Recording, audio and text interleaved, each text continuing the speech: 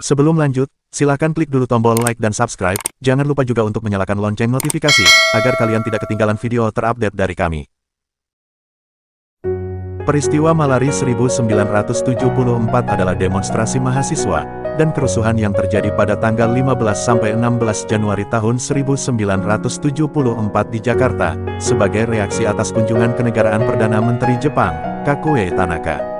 Para mahasiswa menuntut pemerintah untuk menghapuskan Lembaga Asisten Pribadi Presiden atau ASPRI, menurunkan harga-harga, dan memberantas korupsi, serta menolak investasi asing yang dianggap merugikan rakyat. Berikut kami akan menjelaskan kronologi secara singkat tentang peristiwa Malari.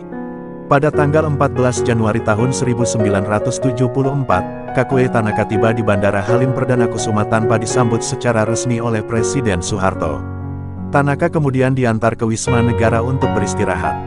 Pada tanggal 15 Januari tahun 1974, Soeharto dan Tanaka bertemu di Istana Negara untuk membahas kerjasama ekonomi dan politik antara Indonesia dan Jepang. Di saat yang sama, ribuan mahasiswa dari berbagai kampus melakukan long march dari Salemba menuju Trisakti, sambil membawa spanduk dan poster yang mengecam Tanaka dan investasi Jepang. Pada sore hari, massa mahasiswa mulai bergerak menuju Monas, tempat Tanaka dijadwalkan akan meletakkan karangan bunga. Namun, mereka dihadang oleh pasukan keamanan yang dipimpin oleh Panglima Kopkamtib, Jenderal Sumitro. Akhirnya terjadi bentrokan antara mahasiswa dan aparat, yang menyebabkan beberapa korban luka dan tewas. Pada malam hari, situasi semakin memanas.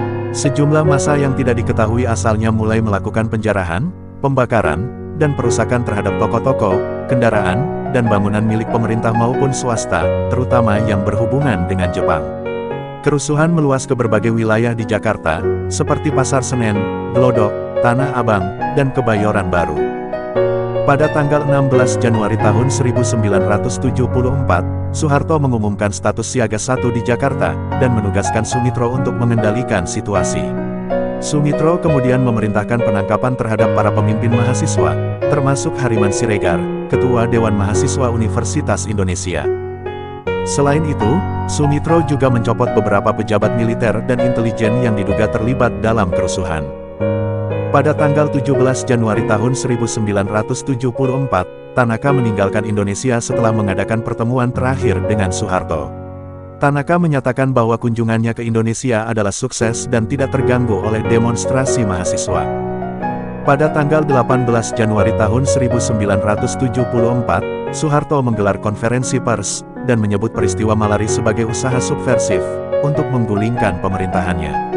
Soeharto juga menyalahkan para jenderal yang tidak puas dengan posisinya, dan bersekongkol dengan mahasiswa untuk memanfaatkan isu Tanaka dan investasi Jepang.